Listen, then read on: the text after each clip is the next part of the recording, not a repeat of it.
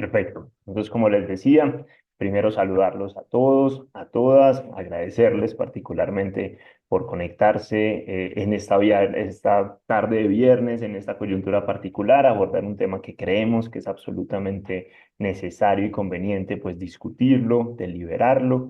Reciban ustedes un saludo muy especial desde el capítulo ICONES Colombia, que hace parte de la Asociación Mundial de Derecho Público y que este es particularmente el capítulo colombiano.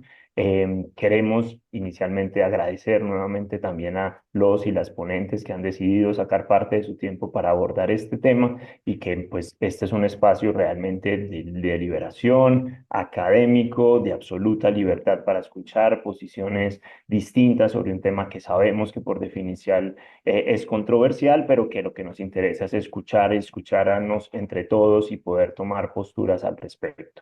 Yo le doy la palabra a Milton, copresidente del capítulo, pues para que también nos haga ese saludo inicial de este evento y que nos determine también algo sobre la metodología que vamos a seguir. Milton.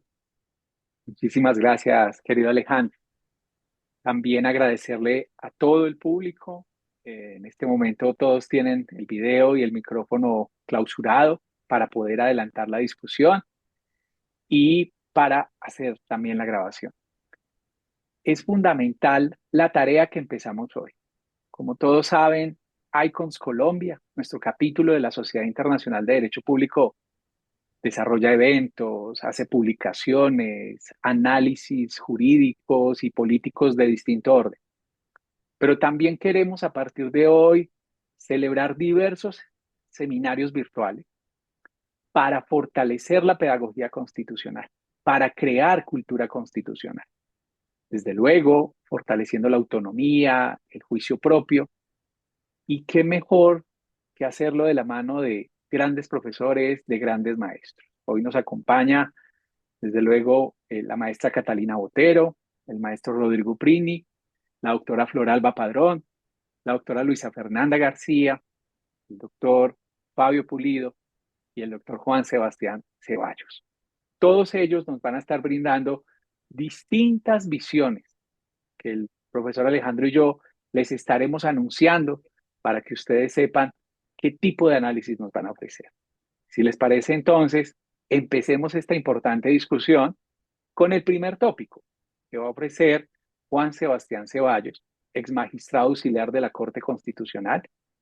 Él nos va a hablar de el significado de la consulta popular. ¿Cuál fue la génesis de esta discusión?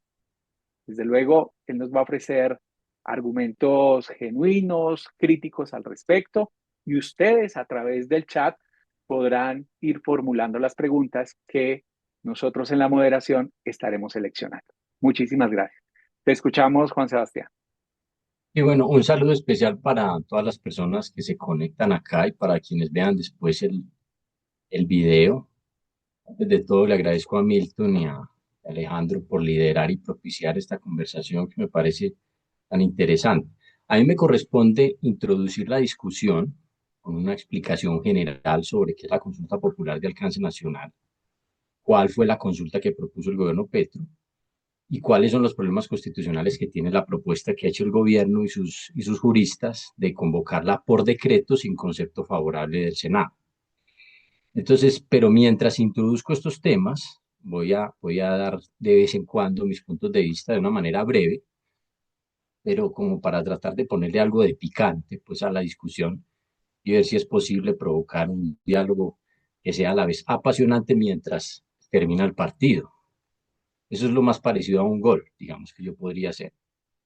Una consulta popular, ahí empiezo, una consulta popular es un mecanismo de participación ciudadana en el cual el presidente, con la firma de todos sus ministros y, dice la Constitución, abro comillas, con el previo concepto favorable del Senado, le consulta al pueblo decisiones de trascendencia nacional. La ley estatutaria de mecanismos de participación dice que la consulta también se puede hacer por iniciativa ciudadana, pero eso lo voy a dejar de lado. La consulta popular nacional hay que distinguirla primero del plebiscito. Los plebiscitos le consultan al pueblo decisiones políticas que están dentro de la órbita de competencias del presidente de la República. En cambio, la consulta popular se refiere a cuestiones de interés nacional que exceden, que van más allá de las facultades del presidente. Para hacer un plebiscito, el Congreso, las dos cámaras, deben poder conceptuar previamente sobre su conveniencia. Pero si en un mes, que es el término que tienen para conceptuar, ninguna cámara lo rechaza, el presidente lo puede convocar. Eventualmente creo yo que un plebiscito puede convocarse ante el silencio de las cámaras. En cambio, en la consulta popular, según el texto constitucional, se necesita concepto favorable del Senado, no de la Cámara. De manera que no bastaría el silencio del Senado. Esto es parte de la discusión, pero mi opinión es esa. La consulta popular nacional se diferencia además de los referendos, en que los referendos preguntan si el pueblo quiere aprobar un proyecto de norma o derogar una norma en vigor. En contraste, en las consultas populares no se puede consultar proyectos de articulado, sino que las preguntas tienen que ser como temáticas, como sobre cuestiones políticas en general. Sin embargo, y esto es una cosa medio complicada que tiene la consulta, si triunfa la consulta popular, o sea, si la aprueba el pueblo, entonces eventualmente esa consulta se tiene que implementar normativamente, pero tiene que surtirse todo el procedimiento legislativo. Ahora sí paso a la coyuntura. Entonces el problema que nos convoca empezó cuando la Comisión Séptima del Senado archivó el proyecto de reforma laboral del gobierno Petro, porque en vista de su derrota, además de que apeló esa decisión, de que se apeló esa decisión ante la plenaria, el gobierno propuso una consulta popular sobre ciertos derechos laborales.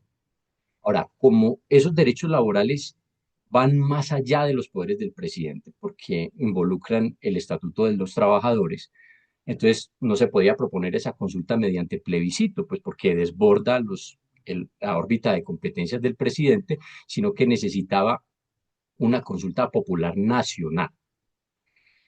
Entonces el gobierno, en vista de eso, lo que hizo fue someter la propuesta de consulta al Senado, pero la plenaria de Senado conceptuó de manera desfavorable el 14 de mayo pasado. Hasta ahí todo bien. El problema es que a pesar de eso, el gobierno empezó a decir con sus abogados que el Senado en realidad todo fue una apariencia y no ha conceptuado, y por eso el gobierno puede convocar directamente la consulta por decreto sin contar con el concepto favorable. Y para eso presenta una teoría que tiene, digamos, uno podría decir, tres bases. La primera base es que la votación del 14 de mayo tuvo 5 irregularidades. Ellos dicen que 6, pero yo solamente he visto 5. Les dicen, no se leyó la proposición de lo que se estaba votando. El presidente del Senado cerró la votación de forma abrupta cuando apenas habían transcurrido poco menos de 3 minutos. Luego de cerrarse la votación, el secretario de Senado cambió el sentido de un voto que iba por el sí y lo puso por el no. El número de votos no coincidió con el de senadores presentes y el presidente del Senado no tramitó la apelación. Esa es la primera base, hubo 5 irregularidades. La segunda base es que esa actuación fue tan irregular, dicen que no existió jurídicamente, o sea que el Senado, a pesar de las apariencias, no ha emitido concepto alguno sobre la convocatoria a la consulta. Y el presidente de la República puede decir eso y actuar en consecuencia en ejercicio de la excepción de inconstitucionalidad, de la supremacía de la Constitución, porque la supremacía le da el poder de privar de efectos a una actuación pública que a su juicio infringe de manera abierta la Constitución y decir entonces que en realidad no hubo concepto, no hubo actuación, no existió. Esa es la segunda base. Y la tercera es que la ley estatutaria supuestamente autoriza al gobierno a convocar una consulta popular nacional cuando ha transcurrido un plazo, creo que es un mes, sin que el Senado constituye sobre la convocatoria. Ahora, ¿cuáles son los problemas constitucionales que podríamos abordar, digamos, aquí en esta discusión? Yo creo que serían por lo menos 6, los siguientes. Y de nuevo los voy a salpicar con algo de opiniones para provocar el debate. Entonces, primero, ¿es cierto que en la votación del 14 de mayo hubo esas irregularidades que dicen? Yo creo que no. Por lo menos no ha habido pruebas de eso. Entonces, por ejemplo, aunque no se leyó la proposición, era claro que se estaba votando. Segundo, no se ha probado que el tiempo que estuvo abierta la votación fuera inusual. Tercero, no se ha probado que de haberse dejado más tiempo abierta la votación hubiera ganado el sí. Cuarto, no hay pruebas contundentes del cambio del sentido de uno de los votos. Quinto, pese a que a lo que decía el tablero de la votación, el tablero electrónico, no hay pruebas de que el número real, verdadero de presentes fuera superior al de votos. Y por último, no hay prueba de que se hubiera presentado la apelación. La segunda cuestión que habría que abordar, ¿es verdad que esas irregularidades fueron vicios? O sea, ¿es verdad que afectaron principios constitucionales importantes de la actividad parlamentaria? No, en derecho constitucional no, parlamentario no cualquier irregularidad es un vicio. Entonces, yo creo que no fueron vicios. Supongamos que hubiera habido esas irregularidades, que no hay prueba, pero si las hubiera no serían vicios. Ya dije por qué no se vulneró el principio de publicidad, porque efectivamente se sabía que se estaba votando, pero es que además tampoco se desconoció el principio de mayoría.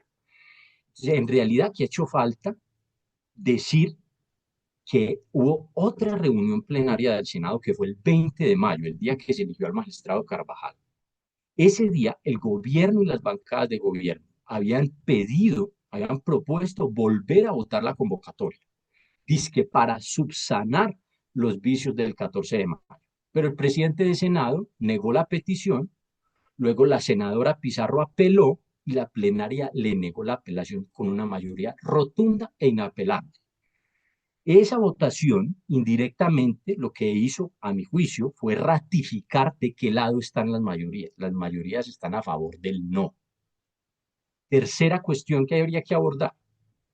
Incluso si hubo vicios, ¿podrían esos vicios implicar la inexistencia de la actuación, la inexistencia jurídica? Otra vez me remito a la plenaria del 20 de mayo. Porque para ese día el gobierno, el ministro Benedetti le pidió al Senado volver a votar la consulta para subsanar la actuación.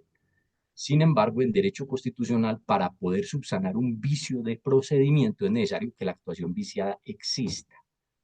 Puede sonar un juego de palabras, pero no lo es. Uno no puede subsanar lo que no existe.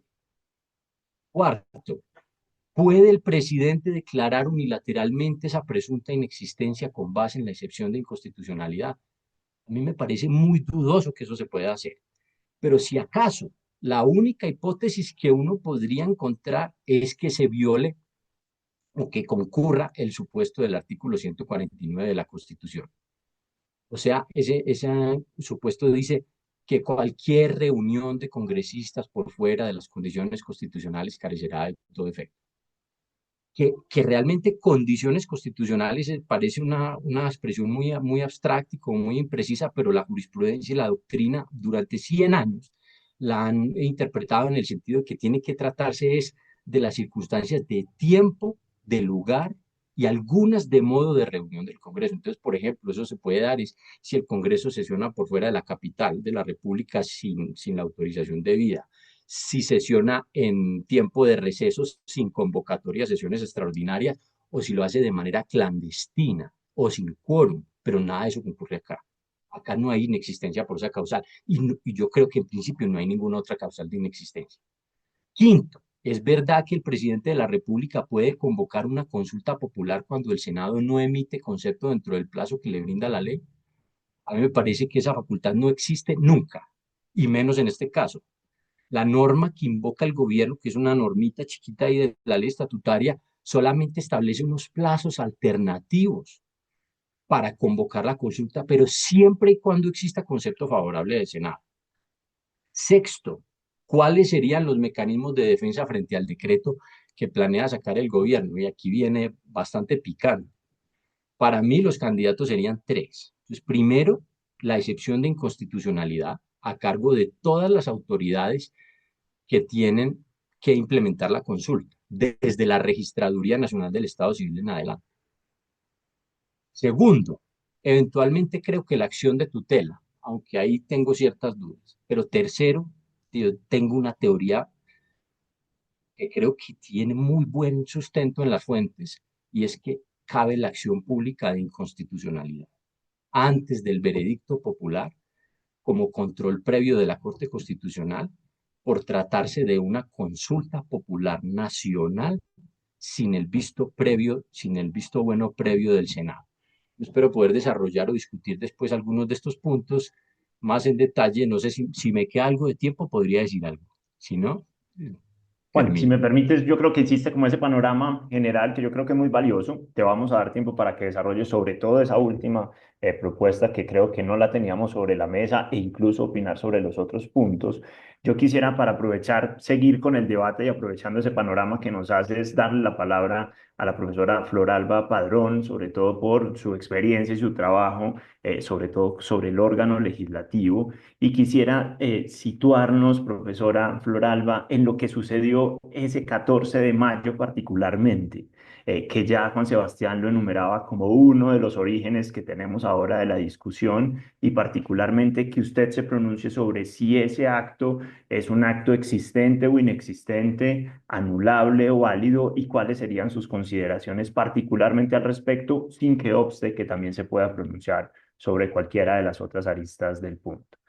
Profesora Floralba, adelante. Alejandro, muchísimas gracias por darme la palabra. Esta vez, Rodrigo, voy a ser muy juiciosa con el tiempo.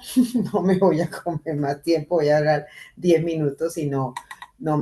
Primero quiero agradecer, quiero felicitar a Milton por el liderazgo y a ti, Alejandro, bueno, a los que ayudaron a Milton a gestar esto. Creo que esto es una verdadera comunidad académica y cuando Catalina y Magdalena formaron el capítulo ICON hace tanto tiempo aquí en Bogotá, creo que esto era lo que se estaban soñando, ¿no? Una comunidad que pudiera discutir sobre estos temas. Dicho esto, pues por supuesto con lo que ha dicho Juan Ceballos, muy picante y muy determinado, casi que lo ha dicho todo, pero frente a eso me gustaría decir, él hizo tres cosas que me parecen interesantes para seguir el hilo de lo que ha dicho Juan Ceballos. Es cierto que en la votación del 1 de mayo hubo una irregularidad y creo que comparto con él que no hubo ninguna irregularidad. Es verdad que estas irregularidades constituyen un vicio. También comparto, como dijo Juan, que no constituyen un vicio y además me parece audaz la determinación de unir el 14 de mayo con el 20 de mayo, es decir, en la reiteración de la decisión democrática de volver a decir que no. No comparto lo último, pero ya voy a decir por qué no comparto lo último para poder seguir metiéndole más elementos interesantes a esto. Entonces, quiero decirles que lo primero es que cuando Milton me dijo, bueno, Floralba, pronúnciate sobre la existencia del acto, sobre lo que pasó el 14 de mayo, o sea, voy a intentar decir un poco más cosas de las adicionales a las que Juan Ceballos ya ha hecho alusión de manera muy organizada, pero lo que quiero plantear es que la tesis del gobierno tiene tres limitaciones. Podemos hablar de la tesis del gobierno que ha planteado que es, yo digo, tres respuestas frente a las tres cuestiones que sustentan la tesis del gobierno. El gobierno ha dicho que el acto es inexistente y yo respondo que el acto emitido por el Congreso existe y tiene presunción de legalidad y de constitucionalidad. La segunda es que dice que la Corte Constitucional es la competente, a contrario de lo que dice el gobierno, la Corte Constitucional no es la competente, el competente será la sección quinta del Consejo de Estado en la medida de el acto por medio del cual la plenaria del Senado decide, es decir, no aprueba la consulta popular, ha sido un acto que ha sido categorizado ya por la sección quinta del Consejo de Estado como un acto, un reglamento, un acto administrativo reglamento con contenido electoral, que es igual, viendo lo que ha pasado en de las antecedentes en la consulta popular anticorrupción, cuando el Consejo de Estado lo dijo, también habló de esta categoría. Y la semana pasada, aquí lo tenía, pero no lo encuentro en estos momentos, pero la semana pasada la sección quinta también determinó que el acto existía y que era esa la categoría del acto que tenía. Entonces aquí la autoridad competente sería la sección quinta del Consejo de Estado. Y una tercera cuestión de la que lo mencionó Juan, pero más sumado al concepto del 249 de la Constitución, y es cuando el gobierno anuncia que lo que debemos es entrar a aplicar el artículo quinto de la ley quinta de 1992, que es el artículo que determina la entidad del reglamento, la ley quinta, perdón. Recuerden que tenemos ese problemita que se llama reglamento, pero es la ley quinta, la ley orgánica, que determina cómo debe ser entendido, para determinar que esto no existió y que debemos sencillamente tener cuál es la aplicación de que se le tiene que dar, o el presidente le tiene que dar esa interpretación de por qué el acto, como no existió, el presidente puede convocar por decreto. Entonces, lo primero, y con esto digo lo siguiente: la certificación del secretario del Senado del concepto desfavorable o la no aprobación de la consulta popular es un acto administrativo de carácter con contenido electoral y que desarrolla un mecanismo de participación ciudadana. Y este acto administrativo goza de presunción de legalidad, mientras, por supuesto, no haya sido declarado nulo por la jurisdicción de lo contencioso administrativo. ¿Qué es la jurisdicción? La sección quinta del Consejo de Estado. Entonces, por eso no es admisible que, como, es decir, aquí, y me voy a la columna de Rodrigo del domingo, donde hablaba, una cosa es hablar de inexistencia del acto y otra cosa es hablar de la nulidad del acto. Y la determinación de el acto existe, pero para usted determinar que el acto, si usted estima, gobierno nacional, que el acto fue hecho por fuera de las normas que establecen, o esas formalidades que, como dijo Juan, llevamos 100 años hablando de cuáles son esas formalidades que deben tener el acto del Congreso de la República, del que dice el 149 de la Constitución, pues le corresponde al juez decir: mientras tanto, el acto existe y el acto se presume válido y estamos obligados a determinarlo por ellos. Entonces, la Corte Constitucional, entonces digamos que eso es lo primero que hay que entrar a decir, que claro, el gobierno, y quiero decirte a Juan una cosa: el gobierno apeló ante el 14 de mayo, también apeló y presentó una apelación. Y la apelación, entonces si uno va a la ley quinta y encuentra que se apelan artículos, artículos negados, artículos no aprobados, se desarchivan artículos por medio de la apelación. Y también se apelan ponencias, como el ejemplo que nos acaba de pasar con la reforma laboral. Eso es lo que se apela, pero esta es una decisión. Entonces aquí, no, digamos, el concepto de la apelación tendríamos que es una de las maneras, de las irregularidades de las que habla por ejemplo, senadores muy destacadas como María José Pizarro. Dice, claro, ella dijo la apelación, pero el trámite de la apelación no es necesariamente volver a abrir la votación como lo que se quería por las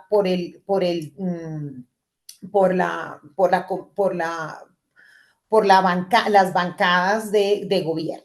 Entonces, por otro lado, en relación con frente a lo que dijo Juan Ceballos, a mí no me parece, Juan, que a mi modo de ver, no resulta bien decir que la Corte Constitucional sea la autoridad competente para conocer la constitucionalidad del decreto, porque, es decir, mejor dicho, no la constitucionalidad del decreto, es la decisión de no aprobación se tiene que ir ante la sección quinta del Consejo de Estado.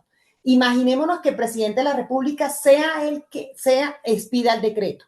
Ese decreto, ¿qué es? Es un decreto. No es todavía un contenido de una norma.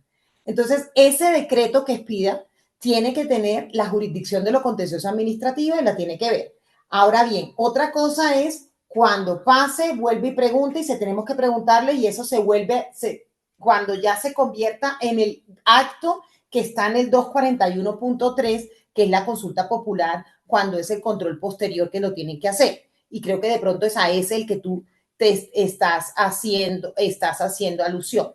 Entonces, frente a la excepción de inconstitucionalidad, Juan, yo estimo, Juan, que si bien es audaz hablar de la excepción de inconstitucionalidad, y quienes han estado conmigo en algunas situaciones académicas saben que soy una defensora del control de constitucionalidad difuso y la figura de la excepción de inconstitucionalidad, estimo que ojo con la excepción de inconstitucionalidad, porque podemos generar un antecedente un poco peligroso con el tema de entrar a decir qué pasa con el señor registrador general de la Nación, con la registraduría. Digo el señor porque es un hombre que está ahí, pero digo con la registraduría. La registraduría es el garante que las elecciones sean imparciales. Y lo que sí no podemos convertir es que esto se nos convierta en el caballito de batalla de que el registrador puede estar pendiendo sobre él una medida de decir, usted no está siendo imparcial, usted está tomando posiciones frente a esto, y la excepción de inconstitucionalidad me resulta tomada por el Registrador Nacional del Estado Civil, un poco que podría estar generando un antecedente peligroso cuando es esa la entidad que tiene que ser la garante de la imparcialidad en el ejercicio de las elecciones frente a las cuestiones que tienen que hacer. Entonces, yo creo que para terminar con esto, o sea, que es una cosa muy importante que hay que decir, es que el presidente de la República no puede desconocer la decisión que tomó el Congreso, el Senado de la República. El presidente de la República, en un Estado de Derecho, en un Estado constitucional, le hace mella a la salud democrática del país la determinación de subvertir el control jurisdiccional y abrogarse la determinación de que hay un acto inexistente, que hay una determinación y que yo decido, yo controlo, yo existo y yo convoco. Creo que eso es un antecedente complejo. Muchas gracias. Mil gracias, profesora Floralba, por su intervención. Le agradecemos también a todo el público, 116 personas que están conectadas, apasionadas por el derecho constitucional. Eso nos entusiasma muchísimo. En este momento, después de tener una revisión de el contexto de la consulta popular, de las irregularidades que se identificaron por parte de Juan Sebastián Ceballos, de la calificación que le otorgó la doctora Floralba a esas irregularidades como incapaces de generar nulidad, y el carácter de existente de la decisión por parte del legislativo, específicamente del Senado, pasemos ahora a evaluar la legitimidad de las actuaciones del gobierno, de la convocatoria, podemos llamarla incluso forzosa, de esa aspiración del gobierno de hacerla a través de un decreto, más allá de la ausencia de unos requisitos exigidos en la Constitución y en la ley estatutaria de mecanismos de participación. Para hablar de este tópico, vamos a tener en primer momento a la doctora Catalina Botero y después vamos a escuchar al maestro Rodrigo Pri. Doctora Catalina, la escuchamos. Muchísimas gracias. Gracias, Milton, y muchas gracias por haber organizado esta conversación. Yo estoy de acuerdo con Floralba que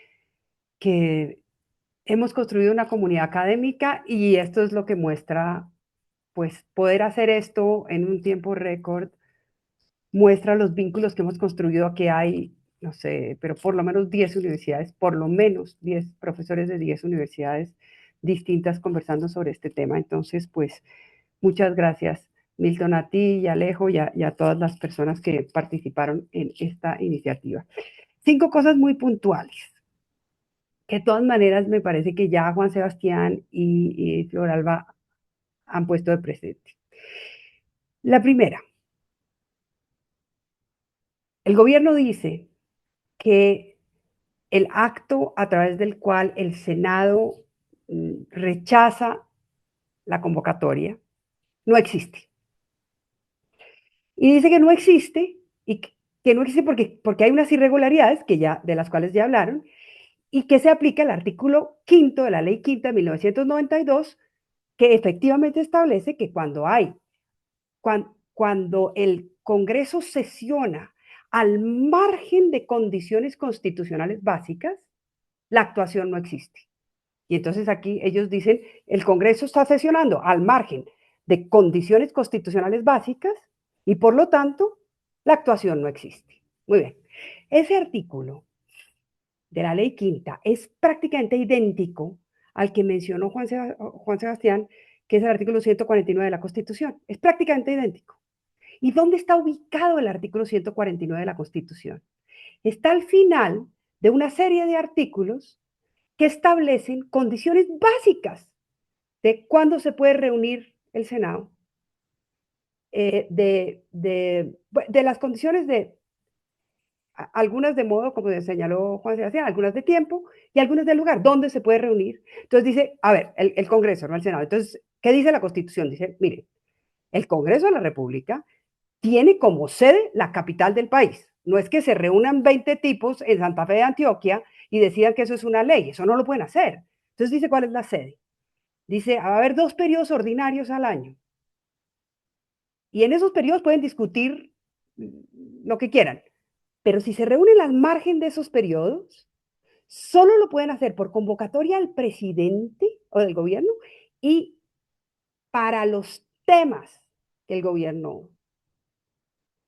Entonces establece unos límites constitucionales y lo que dice la Constitución es, si se reúnen y establece unos quórums, un quórum para deliberar y un quórum para decidir. Entonces dice, mire, mínimo para deliberar se necesita este quórum, mínimo para decidir se necesita este quórum.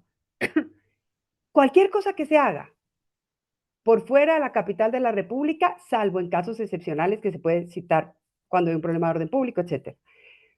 Al margen de las sesiones ordinarias, sin tener en cuenta esos quórums, pues eso no existe.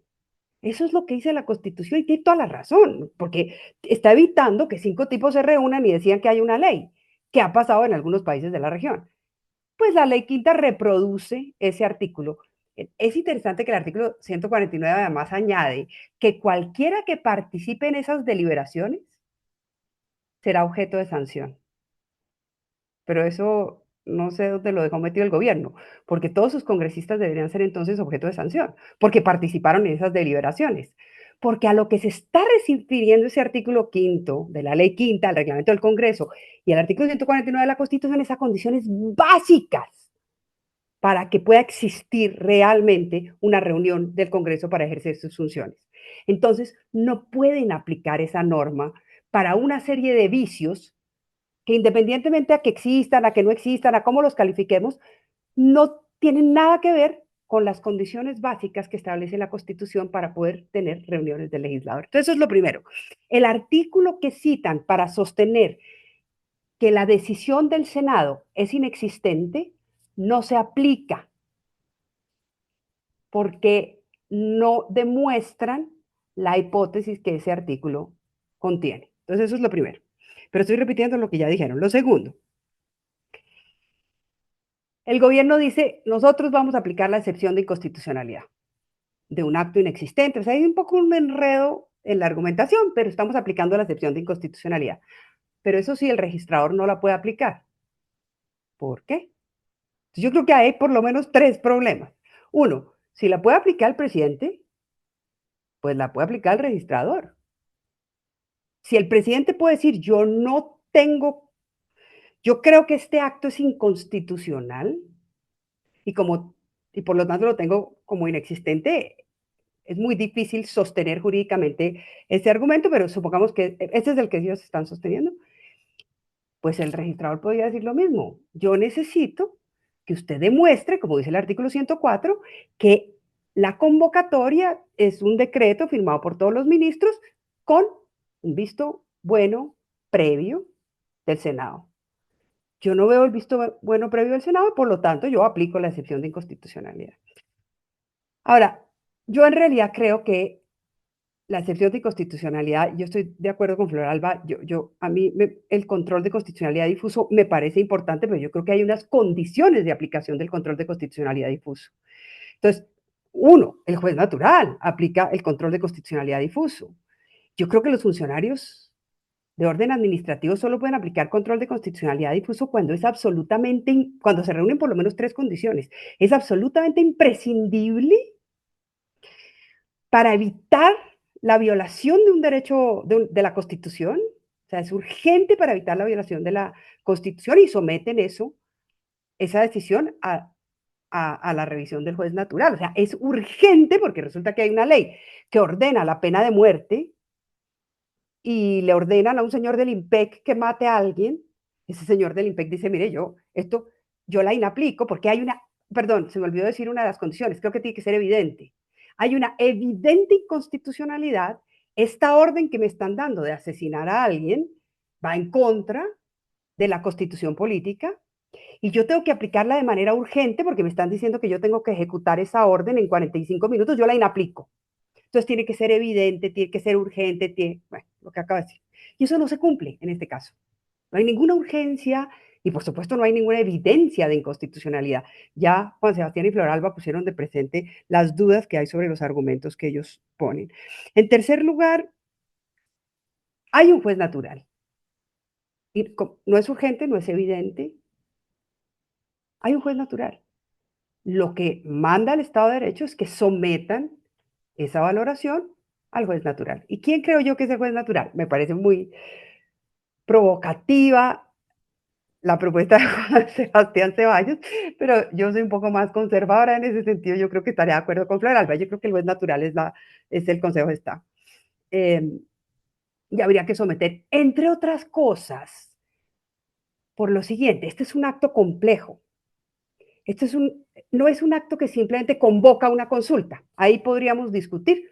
Yo estoy de acuerdo con Floralba. Yo no creo que pueda existir ningún acto administrativo exento de control, digamos, salvo que eso sea expresamente establecido de esa manera y adicionalmente la Corte Constitucional diga que es constitucional, eso tiene que reunir una cantidad de condiciones.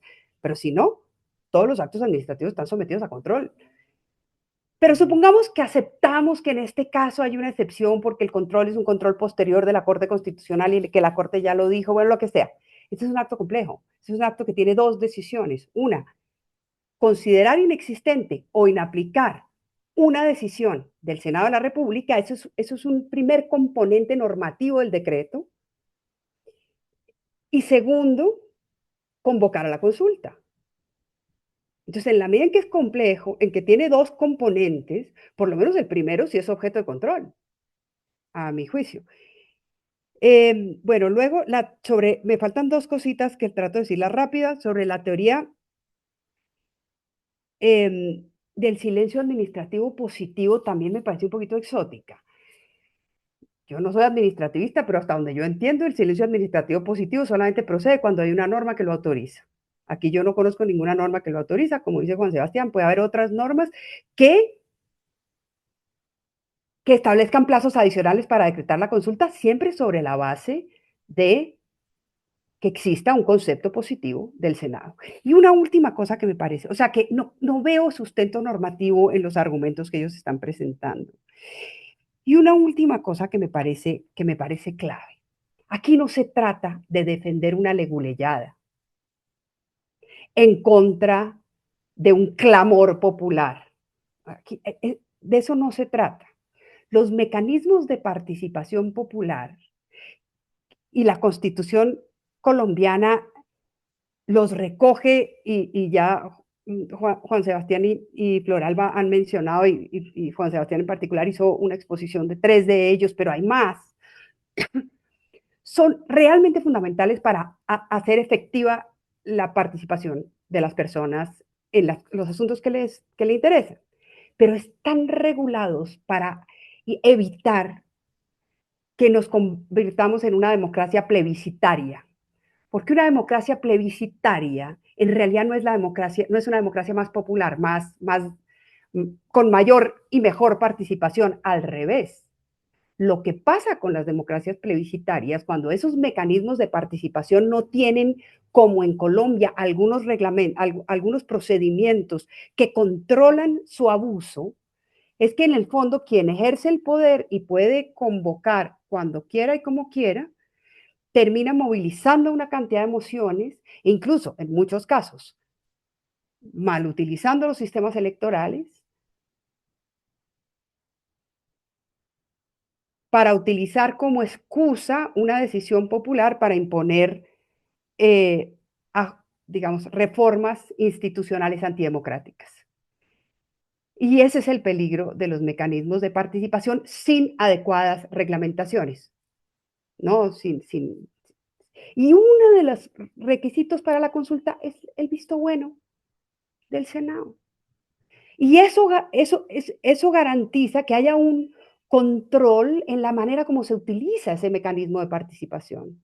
Y es bueno que existan esos controles, porque ya hemos visto a dónde conducen las democracias plebiscitarias sin control adecuado, sin diseños institucionales adecuados para garantizar una genuina deliberación y una genuina participación. Esos mecanismos, sin esos diseños adecuados, se terminan convirtiendo en disfraces de imposiciones de quienes tienen las mayorías en contra de las minorías, que disuelven garantías constitucionales. Entonces, esto no es una discusión de una leguleyada, de un inciso versus quienes realmente creen en la genuina participación popular. La mejor manera, y con esto termino, la mejor manera de saber si una propuesta jurídica o de diseño institucional o de procedimiento es adecuada o no, es pensar cómo la valoraría si yo estuviera en la oposición. Yo quisiera ver al gobierno en la oposición qué opinaría sobre si el uribismo hace esto. Y estarían totalmente en contra. Si uno está en contra cuando es oposición, es porque hay que pensar si realmente es buena cuando uno es gobierno. Y a mí me parece que no, me parece que es mala, no importa quién, decisiones como estas, no importa quién la impulse. Y me parece que además el gobierno tiene una buena salida, que es apoyar la reforma que en el Congreso se está implementando, y si el Congreso toma la decisión no adopta una buena reforma, pues entonces presentar o impulsar la nueva consulta que presentar. Perdón, creo que me demoré un poco más y les pido disculpas por eso. Estuvo muy bien, doctora Catalina, muchísimas gracias. Le damos la palabra al profesor Rodrigo Prini para seguir hablando de este tópico de la legitimidad y de la actuación del gobierno, de su deseo de convocar la consulta popular a través de un decreto. Profesor Uprini, muchas gracias. Bueno, buenas tardes a todas y a todos. Es un gusto compartir con las y los colegas de ICON y quiero felicitar a ICON y en especial a Milton y Alejandro por impulsar este tipo de discusiones de coyuntura, pero desde una perspectiva más analítica y académica. Yo creo que es una contribución enorme de ICON al desarrollo de la democracia y el Estado de Derecho en Colombia. Yo voy a invertir un poquito lo que tenía preparado para comenzar por donde terminó Cata, que es el debate filosófico y político, para luego ir ya a la discusión de el razonamiento del gobierno y mostrar que es equivocado, y no solo equivocado, sino arbitrario, y luego terminar con unos temas en donde yo creo que hay vacíos jurídicos, eh, que es normal porque las leyes son muy generales y la Corte no hizo un buen control constitucional de esas leyes estatutarias, lo cual remite a un debate general de esos controles previos, si deben ser considerados integrales y absolutos, como a veces ha dicho la Corte. Yo creo que es un error. Y eso tiene que ver con el tema de qué pasa si se vence el plazo y el Senado no se ha pronunciado, que yo creo que ahí hay una incertidumbre. Yo estoy de acuerdo en que yo creo que debe haber concepto previo, pero reconozco que ahí hay una incertidumbre. Entonces, el primer tema, el más político. Yo creo que aquí no estamos en juego, o sea, estamos en una situación muy seria, en el sentido de que el gobierno está tensando, poniendo en tensión los mecanismos del Estado de Derecho de forma peligrosa. Eh, yo personalmente estoy a favor de la reforma laboral, me gustan los mecanismos de participación ciudadana, pero lo que uno no puede permitir es una ruptura tan abierta de la legalidad constitucional, eh, como la que está haciendo el gobierno, con el argumento que hay bloqueos institucionales. Y creo que no se le puede permitir convertir al presidente de la República en el guardián de la Constitución, que es lo que está planteando un poco el concepto de Montealegre. El concepto de Montealegre está en el debate Kelsen-Carl Schmitt, aunque él dice que le gusta más Kelsen, está defendiendo la tesis de Schmitt. Es decir, que el presidente sea el guardián de la Constitución y el presidente pueda decidir si una ley se aprobó o no, si una ley es inconstitucional o no, y probablemente después si una sentencia judicial es constitucional o no y no las aplique. Eso es riesgosísimo. Eso es lo que está en juego hoy. Lo segundo que es, porque el juego del gobierno es este.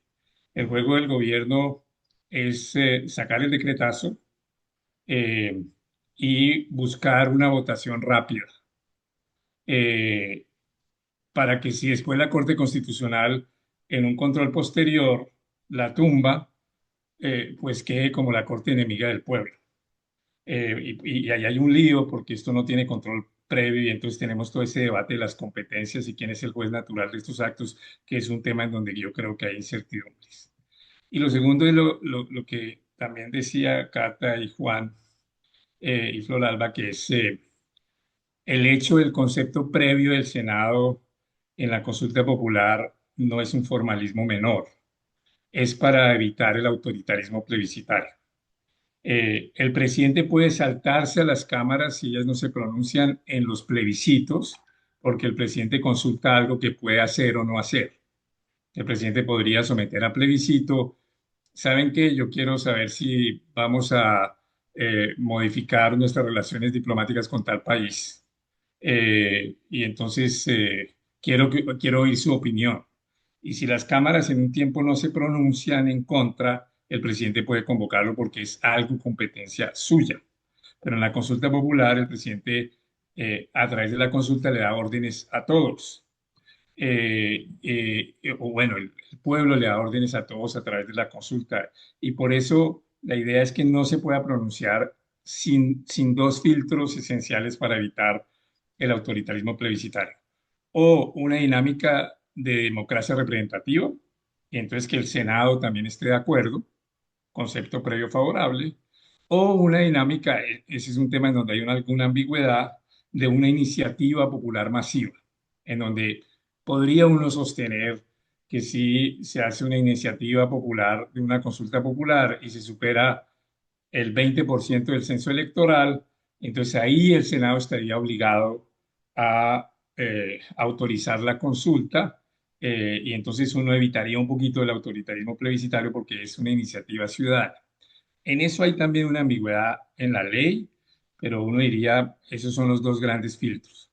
Pero no se puede que el presidente consulte popularmente directamente al pueblo de manera directa, porque pues eso es lo que hizo Napoleón III y esa es una forma de romper con instrumentos plebiscitarios la democracia. Entonces yo creo que eso es lo que está en juego en este debate.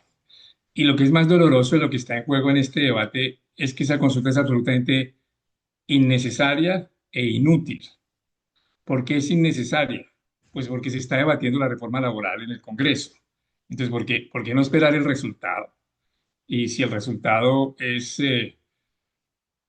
que la hunden nuevamente, pues yo creo que el presidente ahí tendría mucha legitimidad constitucional y democrática para decir, ahora sí me voy en consulta, porque me la volvieron a hundir. Pero eso no es lo que está ocurriendo, se está debatiendo en el Congreso.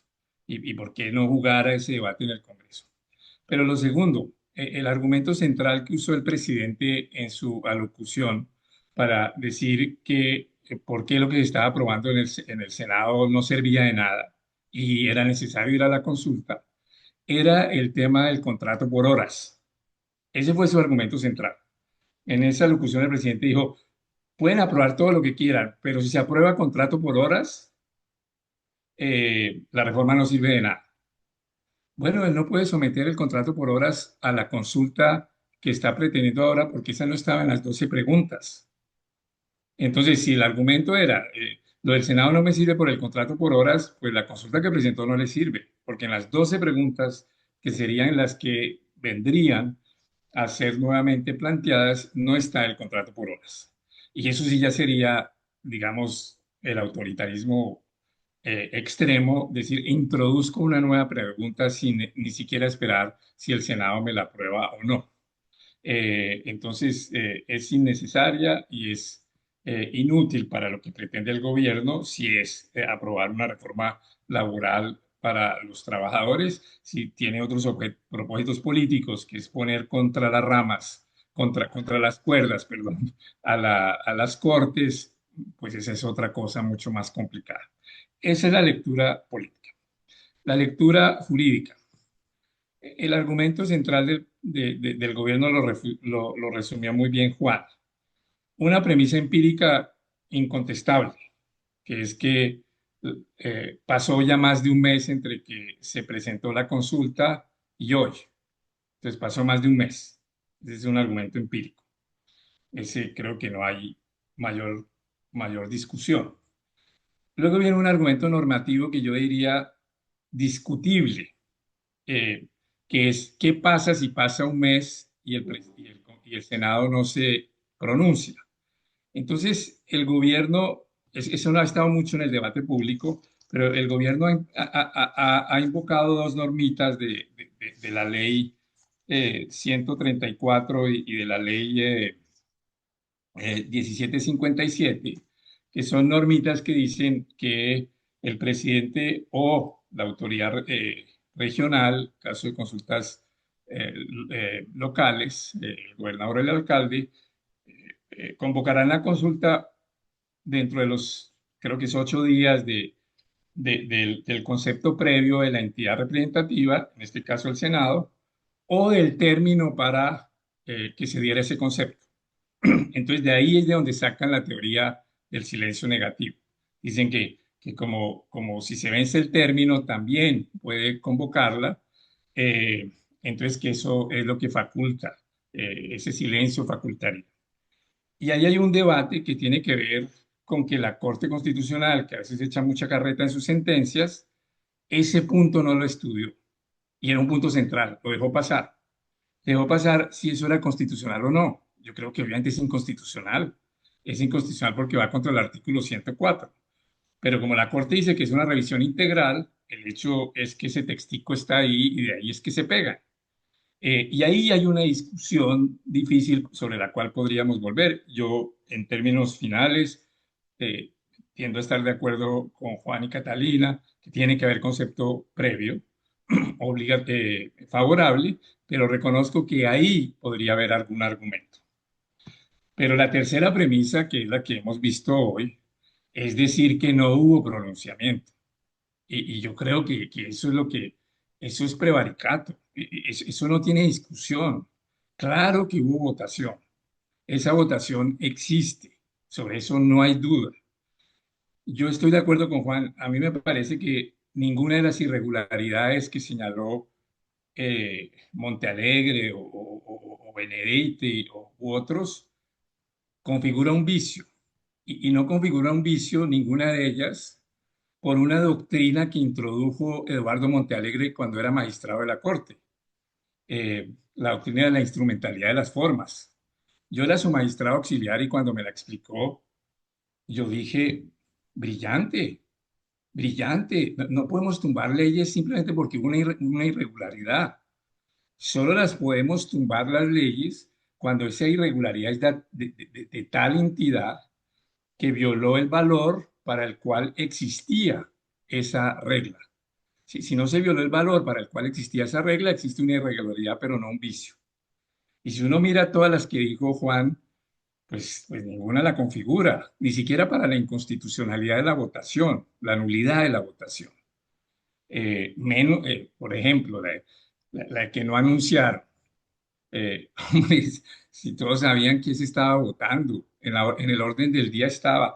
De pronto sí debió anunciar, pero eso violó. Nadie sabía por qué se estaba votando, todo el país lo sabía. Estaba más pendiente de eso que el partido Colombia-Perú, que eso es lo que por ahí dicen unos que lo único que habría que someter a consulta es la alineación de la selección Colombia. Eso habría que someterlo a consulta popular. Eh, pero todo el mundo sabía y todas las otras demás que dice Juan, estoy totalmente de acuerdo. No hubo vicios. Hubo una molesta triqueñuela del presidente del Senado. De acuerdo. La oposición ha jugado sucio en intentar hundir la consulta y hundir la reforma laboral. Eso es verdad, pero no hay vicios que generen la nulidad. Y menos hay inexistencia. Se dan los requisitos de existencia de la votación. El Congreso se reunió en Bogotá en las condiciones en que se debe reunir. El presidente del Senado anunció que iba a haber una votación. Materialmente se realizó la votación. El presidente cerró y el secretario certificó. Existe la votación. Tan existe la votación que el propio gobierno volvió a presentar la consulta. O sea, si realmente era tan evidente que no existía la votación, ¿por qué el gobierno presentó nuevamente otra consulta? Y entonces ahí como que uno dice, uno no puede ir contra sus propios actos. Si ya reconocí que hubo la votación y presenté una nueva consulta, ahora no puedo decir que es que no hay consulta. Entonces yo creo que el argumento del gobierno es absolutamente arbitrario e insostenible. Y termino con los vacíos. Yo creo que hay vacíos. Uno, y podemos discutirlo con algo mayor detalle, si la teoría del silencio positivo es válida o no. Y ahí hay complejidades. Yo creo que no, pero reconozco que hay complejidades y que ese no sería un argumento arbitrario. Sería un argumento que requiere una jurisprudencia y una claridad. Y lamento que en las dos sentencias, la C-180 del 94 y la C-150 del 2015, en vez de hablar tanta filosofía de la democracia participativa, la Corte no hubiera resuelto ese tema. Y el segundo tema es el tema de quién es el órgano competente para intervenir en estos casos, que es lo que el debate que ha habido entre Juan y Floralba. Y yo creo que ahí nuevamente se equivocó la Corte Constitucional cuando declaró inconstitucional que le atribuyeran la competencia previa para estudiar la legalidad digamos, para pronunciarse sobre la legalidad del procedimiento antes de la votación, en la constitucionalidad del procedimiento. Yo creo que el argumento de la Corte es totalmente equivocado. Es cierto que no se le pueden dar más competencias del 241, pero en el 241 no dice que el control de la Corte es exclusivamente posterior.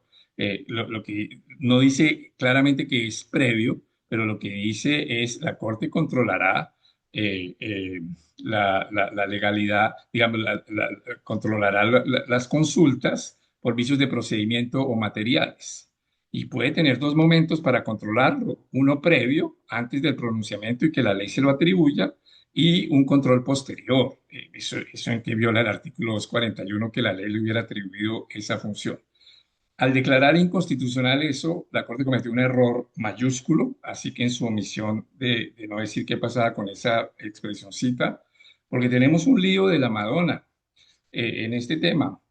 Si la consulta popular de Claudia López y Angélica Lozano hubiera tenido el umbral, hubiéramos tenido un debate complicadísimo de reforma constitucional por consulta popular, que era el congelamiento y la disminución de los salarios de los congresistas. Esa es norma constitucional.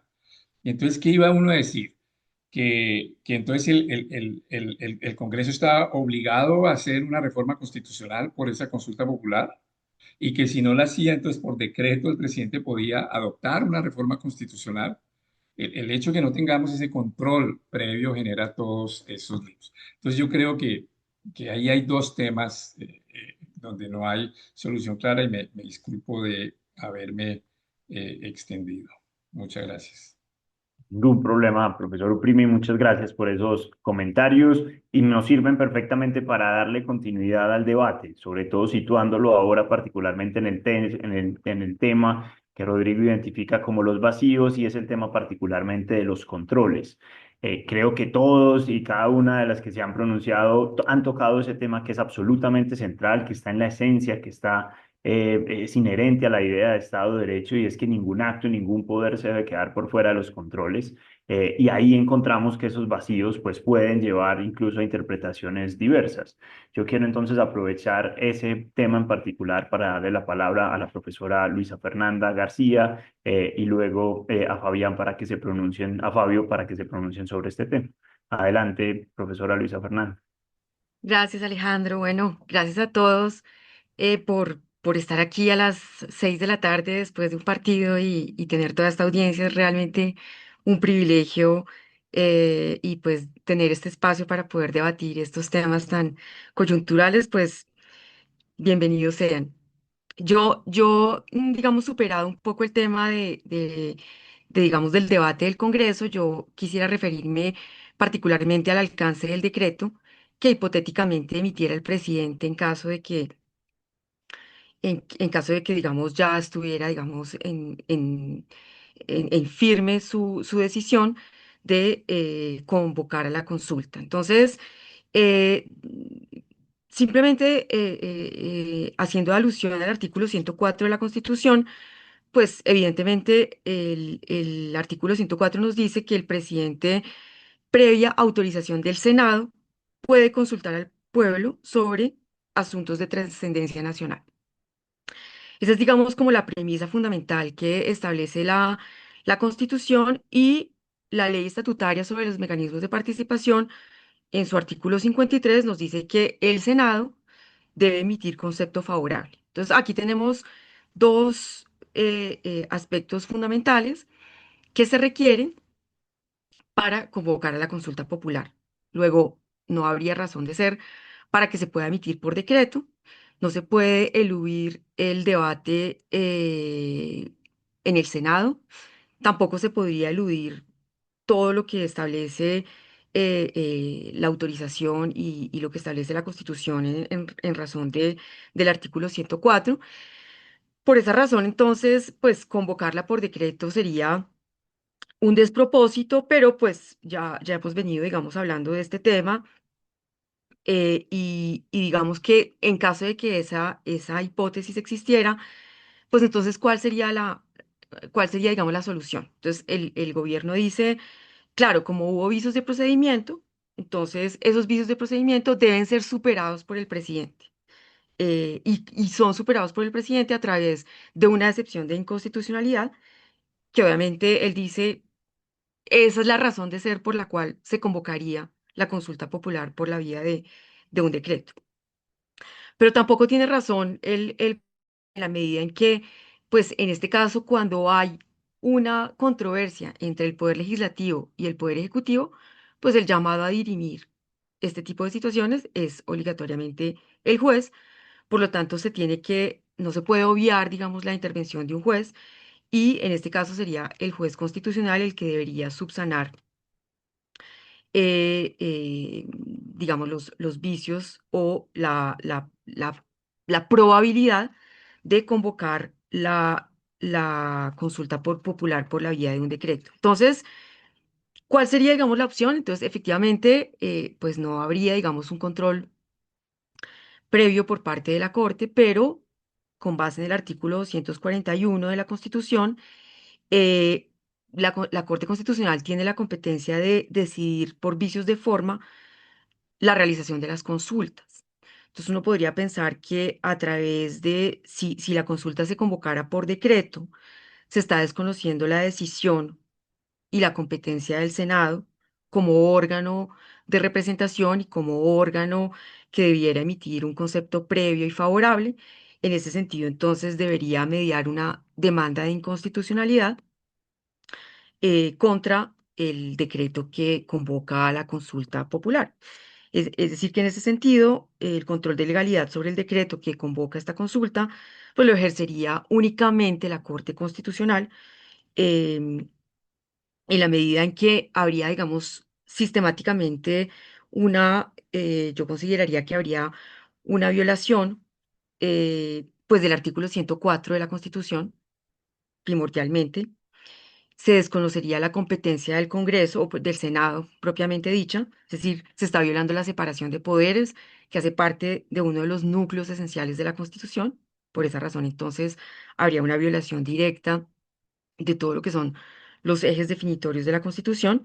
Y bueno, y más allá, digamos, de lo que podría ser el contenido, digamos, de la consulta, pues recordemos que son también temas que se refieren a derechos a derechos fundamentales relacionados, pues, evidentemente con el derecho al trabajo, eventualmente con el derecho a la salud, y estos serían, digamos, también reglamentados por la vía de una ley estatutaria, como lo establece el artículo 152 de la Constitución. Por esa razón, entonces, el decreto estaría violando abruptamente la Constitución, en la medida en que pues, se estaría, digamos, alterando el contenido de la Constitución y por lo tanto, pues a mi juicio sería una competencia de la Corte Constitucional por la vía de una acción pública de inconstitucionalidad. Bueno, muchas gracias. Creo que les cedo la palabra a Fabio, que también va a hablar de lo mismo, entonces no quisiera extenderme más sobre el tema. Perfecto. Gracias, profesora Luisa Fernanda. Le damos entonces la palabra ahora al profesor Fabio Pulido para que se pronuncie también sobre el tema de controles. Fabio, bienvenido. Bueno, muchas gracias. Yo creo que en efecto ya con el tema de controles mucho de lo que han dicho los anteriores profesores está dicho. Quisiera simplemente mencionar 5 punticos aclaratorios. El primero, estoy de acuerdo que buena parte de los problemas que estamos viviendo fueron causados por las 2 leyes estatutarias de mecanismos de participación ciudadana, particularmente por la segunda, y por las 2 sentencias de constitucionalidad, particularmente por la segunda. Eh, sí, de hecho yo no sé, seguramente será por mis falencias, pero a mí la ley de 2015 me cuesta entenderla porque no está ordenada, lo mezclan los mecanismos de participación ciudadana, incluye mecanismos que suenan extraño. eh, y la ley y el control constitucional de esa ley fue de la misma manera, como decía el profesor Uprimni, mucha parte general, muchos argumentos generales, pero cuando iba a cada una de las normas, simplemente hacía una constatación formal entre la norma y alguna norma constitucional y nos quedamos sin argumentos constitucionales fuertes para entenderla. Por lo tanto, yo también estaría de acuerdo que en este tipo de casos no se debería entender que estas sentencias tengan unos efectos de control integral de constitucionalidad. De hecho, en la propia ley uno podría encontrar sobre consulta popular dos decretos irregulares, se me hace a mí. El primero es el que estamos hablando, el decreto de convocatoria, que claramente contraviene el artículo 104 de la Constitución, y hay otro que viene después, y es que dice que si el Congreso tiene un plazo y que si el Congreso no lo hace, el presidente mediante decreto emite la ley. O sea, está creando un decreto ley inexistente, está creando un decreto irregular, creería yo, que eventualmente también va a tener esos mismos problemas. Entonces, en este tipo de casos, en este tipo de leyes, cuando se controlan leyes estatutarias, yo creo que la Corte sí debería modificar o desarrollar una doctrina que modifique la idea del control integral. Lo segundo, también estoy de acuerdo con los problemas que tiene la tesis de que el control es necesariamente automático y posterior a la votación. Básicamente por lo que dijo el profesor Upremi, pero principalmente porque un control clave acá es el control a las preguntas y al proceso de convocatoria. Es decir, si entendemos el control como automático y posterior a la votación, ya el control a las preguntas va a dejar a la Corte en un papel muy complicado de anular las preguntas. Es decir, anularía las preguntas y pensemos un caso en el que se logre el umbral y una votación bien mayoritaria. Eso sería muy problemático y yo tampoco veo que la Constitución sea clara al respecto de que es posterior. No dice que es posterior, dice que es a la consulta popular, pero no dice literalmente que sea posterior. No veo tanta dificultad en entender que haya un control automático. Ahora, acá también me llama la atención algo que hasta donde yo entiendo, todavía no existe el decreto ni existe la convocatoria o la llamada a la votación mediante decreto por silencio administrativo, pero sí me llama la atención que en las alocuciones del presidente y en los tuits del presidente y de la presidencia decía que lo remitía a la Corte Constitucional para su revisión, es decir, que están ya jugando también a que esto tiene una especie de control automático, pero eso en realidad es en contra de la doctrina de la Corte Constitucional que ha dicho que el control es posterior, o sea que la Corte Constitucional eventualmente va a tener una oportunidad de decir algo si es que lo va a hacer. Eh, lo otro con el control, lo tercero tiene que ver con el control difuso. Yo creo que con el control difuso y la tesis que está defendiendo el gobierno sobre el control difuso tiene 3 problemas. El primer problema es que el control difuso no es un control declarativo, es decir, el control difuso no está hecho para que el operador jurídico, mucho menos un órgano administrativo, declare la naturaleza jurídica de una norma. No tiene esa función declarativa. Tiene una función es difuso y vía excepción, es decir, solo podría no aplicar a un caso concreto, pero acá no se dan las condiciones ni de caso concreto y lo que está haciendo eventualmente, aunque no conocemos el decreto, es hacer una declaración de inexistencia y de nulidad de un acto de otro poder público, lo cual es un poder que solo tienen los órganos jurisdiccionales. Es decir, además de todo, estaría usurpando una función jurisdiccional. Segundo, el poder, el control difuso vía excepción no es general, no es general. Por lo tanto, no podría tener efectos generales. Y tercero, este tipo de control no es definitivo, no es vinculante ni definitivo. Y esta idea de este control que está usando el presidente tendría efectos definitivos. Por lo tanto, no se cumplen ninguna de estas tres condiciones de que sea que no puede ser declarativo, que no puede ser general y que no puede ser definitivo. Esto me lleva también a pensar algo que podríamos llamar como el dilema del registrador, porque el registrador va a tener o sea, en su mesa va a tener en un lado el decreto del presidente y en el otro el acto que le envió el presidente del Senado diciéndole, mire, no hubo aval.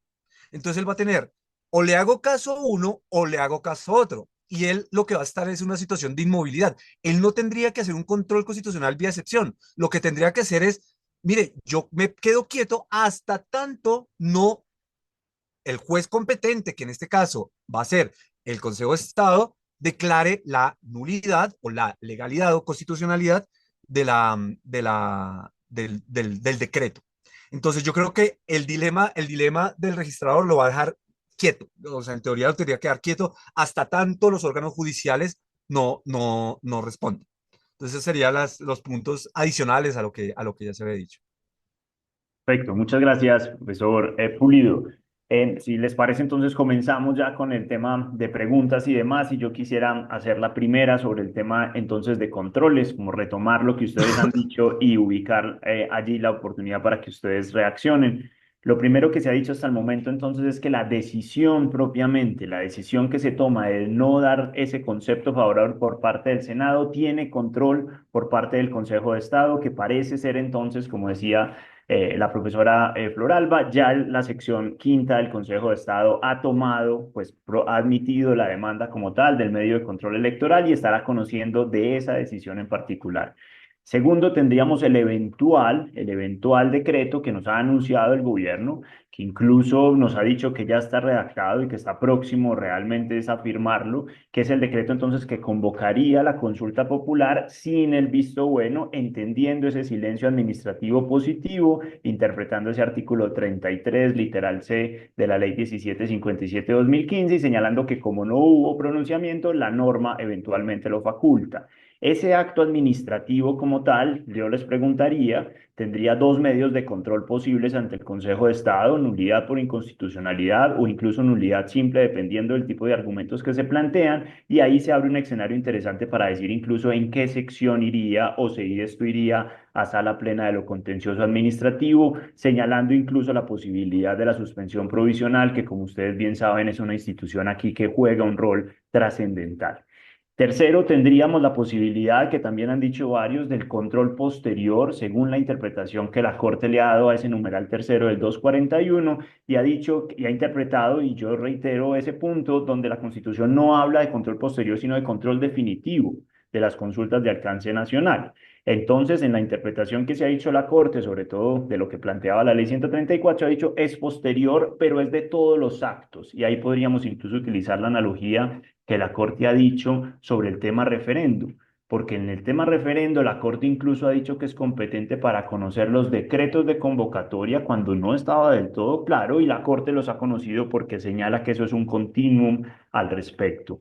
Y entiendo que Juan Ceballos planteaba una cuarta opción de control que yo quiero aprovechar para darle la oportunidad para que la exponga aquí en este escenario e invitar a los demás si se quieren pronunciar de esos cuatro escenarios que hemos delimitado y cuál creerían ustedes que sería el alcance. Juan, adelante. Gracias. Mire, yo creo que el Consejo de Estado no sería competente en este caso. ¿Por qué? Porque la Constitución dice que la Corte Constitucional es la competente para conocer de la consulta popular en su convocatoria y realización. Si el Consejo de Estado fuera competente, entonces, ¿qué le quedaría a la Corte de la convocatoria? O sea, le sustraería una parte de la competencia. Pero además es que, voy a decir una cosa aquí, el plebiscito y la consulta popular nacional no son siameses, pero son hermanos gemelos. Entonces, hay unas cosas que les aplican a los dos, pero hay otras que no. Tienen un parecido de familia, pero no son exactamente iguales ni corren necesariamente la misma suerte. Entonces, cuando la Corte controló el plebiscito del 2016, sacó dos sentencias muy importantes.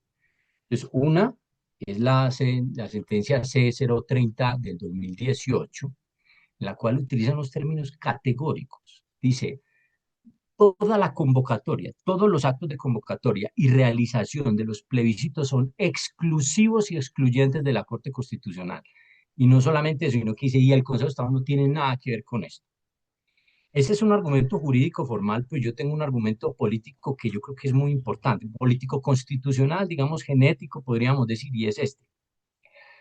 El Consejo de Estado ha sido llamado, digamos, a intervenir, a controlar el procedimiento legislativo varias veces. Entonces, por ejemplo, objeciones gubernamentales de la reforma a la justicia del gobierno Santos, eh, circunscripciones especiales de paz, entre muchas otras.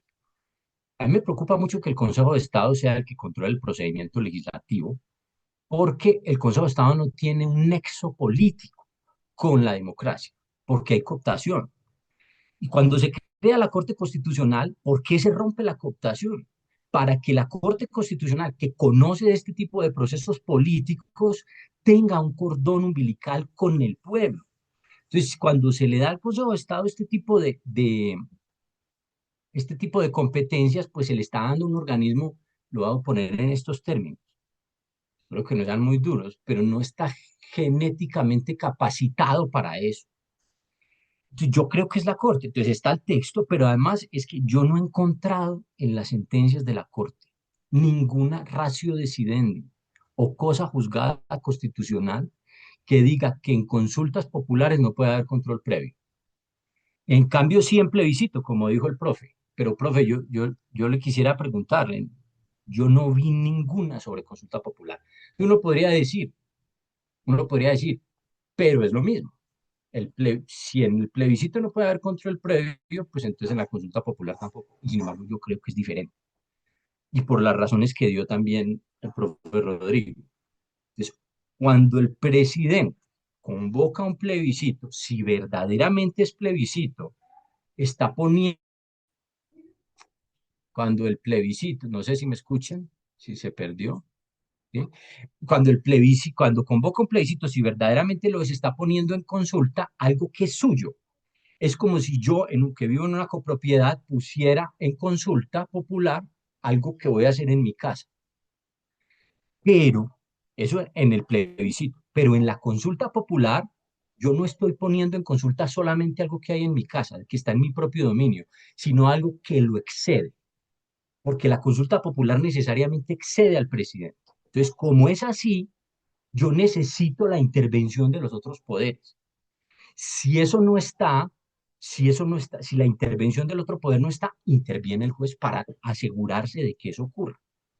Cuando el plebiscito se hace, cuando el plebiscito se hace sin la intervención de ninguna otra autoridad, de ninguna otra rama, y el presidente, digamos, quiere feriar a la consulta popular uno de sus propios poderes, quiere proponerlo, pues no hay problema que sea la Corte la que intervenga después de la actuación popular, pero si es la consulta popular la que se somete sin la intervención de otro poder, ahí sí hay un problema muy grave, porque ya después la Corte, después de que entre al pueblo, ya es muy difícil que haga un buen control.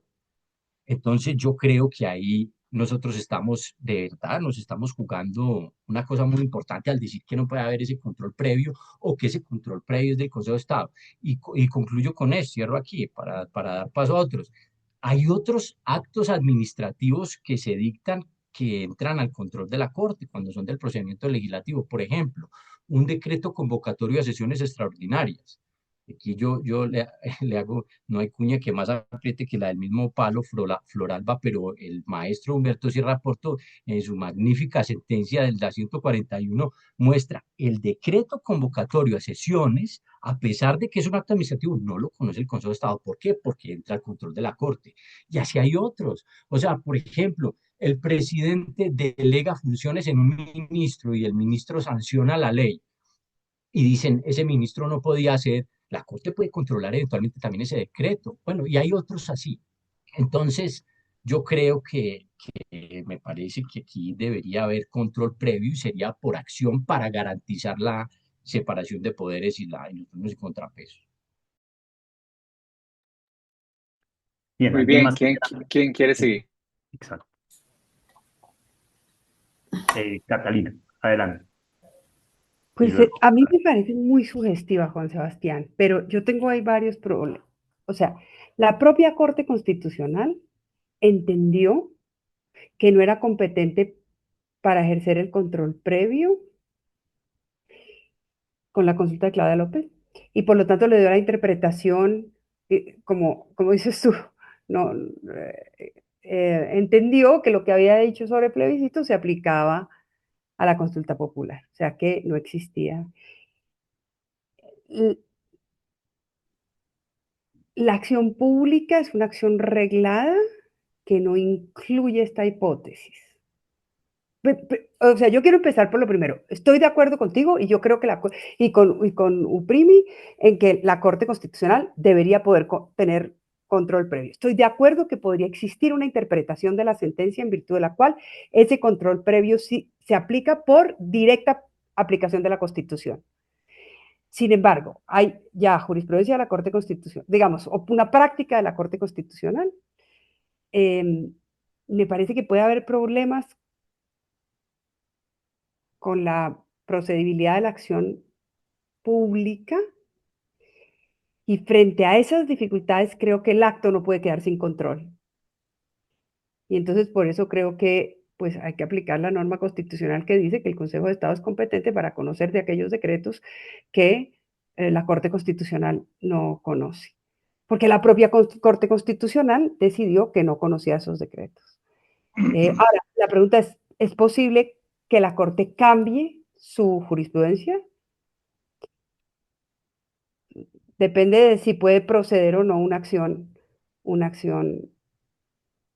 Y el problema más también son los tiempos, o sea, la diferencia entre los tiempos de la acción pública y del control previo. O sea, probablemente estamos tratando de salvar un error de la Corte, un vacío de la Corte, pero no sé si la solución es una solución adecuada. A mí me parece buena, pero yo no creo que sea procedente y por eso creo que hay que decir, si esa tesis no prospera, queda el Consejo de Estado, porque de otra manera sería un acto extraordinariamente importante que quedaría por fuera de cualquier tipo de control. profesora Flor Alba, adelante.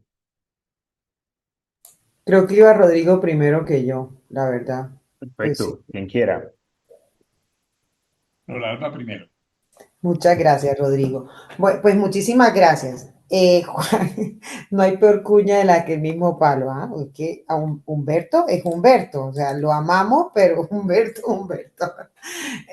Bueno, primero quiero decir, frente al tema, tienes razón, tengo muy poquito tiempo, pero tienes razón en una cosa, y es que hay unas intrínculas en el procedimiento legislativo que hoy igual no es una cuestión de leguleyada pura y simple como a muchas personas y los medios de comunicación lo quieren mostrar, sino es que ahí confluyen muchos principios constitucionales. Número uno, principio democrático, principio de transparencia, principio de publicidad, la conformación de la legitimidad democrática de las decisiones. Entonces, comparto contigo que el control sobre el procedimiento legislativo es de la suprema importancia por lo que implica la construcción de una ley. Pero que es verdad que hay unos vacíos, Juan, que no están determinados y es, por ejemplo, el que tú pusiste, el decreto de convocatoria de las sesiones extraordinarias.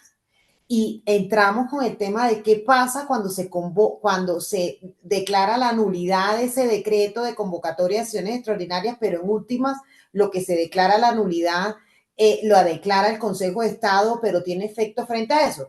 Tú pusiste el ejemplo muy importante y es un ejemplo frente a una posición que Rodrigo tiene distinta a la que yo ahí tengo también, y es si se pueden presentar objeciones sobre reformas constitucionales y qué pasa cuando una objeción en un decreto y no sé qué. Entonces, frente a esto, creo que tiene razón, pero como dice Cata, en realidad, frente a o sea, no veo a la Corte diciendo en el 241, esto no está aquí dentro de mi 241, esto no basta, o sea, en el auto admisorio, en el procedimiento del auto admisorio de la acción pública, necesitamos, Juan, una medida muy audaz para entrar a determinar la procedencia y abrir la competencia de la acción pública de inconstitucionalidad frente a esto. Entonces, yo lo que veo es que obviamente en gracia de discusión, si estuviéramos construyendo la norma, tú tienes razón, tú tienes razón que eso debería ser la Corte Constitucional. Pero como no estamos construyendo la norma, sino determinando cómo debe ser interpretada, lo que es, mal, como ustedes lo quieran.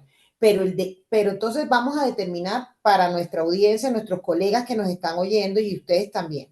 Hay que determinar dos decretos, o sea, dos actos. El primer acto es la decisión del 14 de mayo. La decisión del 14 de mayo, ¿qué es? La decisión del 14 de mayo es un acto complejo, que es un acto de un reglamento con contenido electoral que si lo queremos controlar, lo tiene que controlar la sección quinta del Consejo de Estado. Ahora, el segundo acto, que también es complejo, es la decisión que haría Gustavo Petro, el presidente Gustavo Petro, de convocar, de emitir el decreto por medio del cual se convoca a la consulta popular. Y creo que ese también es un decreto que, claro, tienes razón, hay un vacío. Esas leyes son leyes, ese control integral falla mucho. Y voy a poner una cosa frente a un ejemplo, frente al control integral de unas fallas. Vía tutela, no sé, abrir una cosa vía tutela y, perdón, un caso en el que participé por las cuerdas, pero en la sentencia, aquella sentencia de la revocatoria del mandato de Enrique Peñalosa, en la cual hablábamos de la violación del debido proceso cuando le metías una revocatoria, cuando le presentaba una revocatoria a un alcalde, y el alcalde no tiene la oportunidad para decir, oiga, usted me está haciendo que incumpla esto, o sea, mi plan de gobierno versus lo que dice la gente que está convocando la revocatoria. Y logramos que la Corte viera que en ese momento que ese no fue un acto que tuvieron, eso no fue un argumento que se tuvo en cuenta en el momento del control previo de constitucionalidad de esta ley.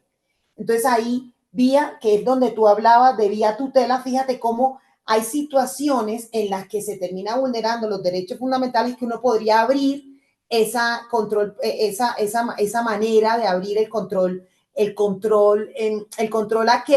definitivo integral que tuvo la ley estatutaria del 2015 cuando no tuvieron en cuenta esto de lo que todos nosotros hemos hablado. Y Cata, en relación con lo que tú dijiste de la excepción de inconstitucionalidad, claro, tú tienes razón en que si es una autoridad administrativa, el registrador también puede hacer la excepción de inconstitucionalidad. Sí, en eso tienes toda la razón. Y también tienes razón en los argumentos de la evidencia y la necesaria. Pero lo que yo quería decirte, Cata, es montarme en el caballito en el escenario político, en la lectura política que Rodrigo hablaba o sea, meterme no en el escenario jurídico, sino en el escenario político de revictimizar que sea una autoridad administrativa la que le esté diciendo al presidente de la República, usted no puede hacer esto, y además es la autoridad administrativa que tiene que darle la garantía a las elecciones.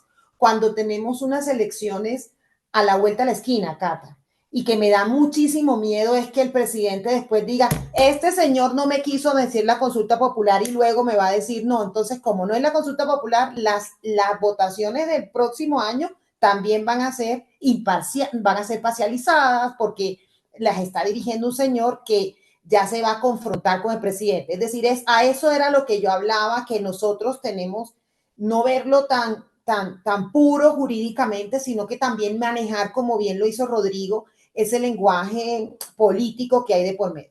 Y segundo, a mí sí me gustaría, por último, y es decir, Milton y Alejandro nos convocaron con unas preguntas. Esto es arbitrario, esto es ilegítimo, y creo que como profesoras y profesores de Derecho Constitucional debemos decir algo frente a la arbitrariedad y la ilegitimidad que esto determina. Es decir, no jugarle el juego al gobierno nacional, de tirarlo con eufemismo. Creo que Rodrigo lo ha dicho muy bien, lo que está en juego es evitar la concentración del poder, y creo que digamos, me gustaría como invitarlos a decir como que nosotros, como el grupo de profesores y profesoras de Derecho Constitucional, pues estamos preocupados por la salud democrática del Estado constitucional colombiano. Gracias. Gracias, profesora Floralba. Muy claro ese mensaje. Antes de darle la palabra al profesor Uprimi, Pablo David Portilla nos pregunta sobre cuál es el alcance de ese control, que yo creo que también es un tema que está ahí sobre la mesa. ¿Este es un control solamente formal sobre la convocatoria y demás, o incluso podría ir al fondo de las preguntas? Le doy la palabra al profesor Rodrigo Uprimi. Gracias. Comienzo con lo último, Floralba. Estoy totalmente de acuerdo de que sería bueno que ICON o los profesores que integramos ICON, para no comprometer a ICON como institución, pero los profesores que integramos ICON y quienes quieran juntarse, hiciéramos un pronunciamiento sobre los puntos más en donde hay más acuerdo, que es que el presidente no puede declarar la inexistencia de una votación que existió en contra y que por consiguiente no puede convocar eh, contra la decisión del Senado. Puede uno tener discusión si en silencio sí o no. Ahí hay un debate complejo que lo podemos mirar si todavía resistimos más tiempo en esta apasionante reunión.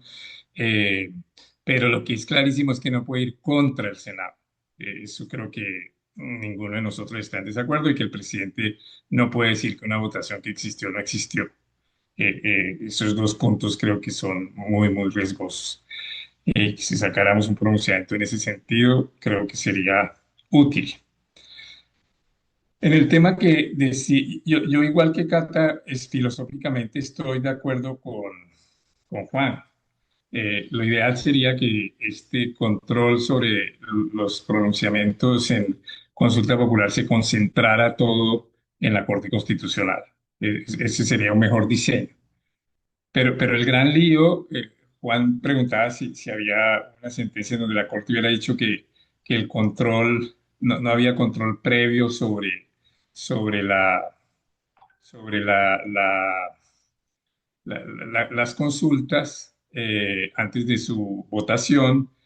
Y yo creo que infortunadamente sí, que es la sentencia C-180 del 94, porque en esa sentencia si ustedes recuerdan, había un buen diseño, era un muy buen diseño. Una vez se ha hecho el concepto previo del Senado, eh, entonces eso pasaba, el presidente tenía que enviarla a la Corte Constitucional para su revisión, y la Corte revisaba la convocatoria, o revisaba, digamos, las preguntas y el procedimiento hasta ahí, y ahí se hacía la convocatoria. Y eso lo declaró inconstitucional la Corte, diciendo equivocadamente, como lo dijo Luisa Fernanda y Fabio, eh, creyendo que el 241 dice que el control es obligatoriamente posterior. No, no dice eso. La ley podía regular. Entonces sí tenemos un lío, que la Corte estaría en una tensión de decir: no tengo fundamento normativo para conocer una demanda antes del pronunciamiento popular.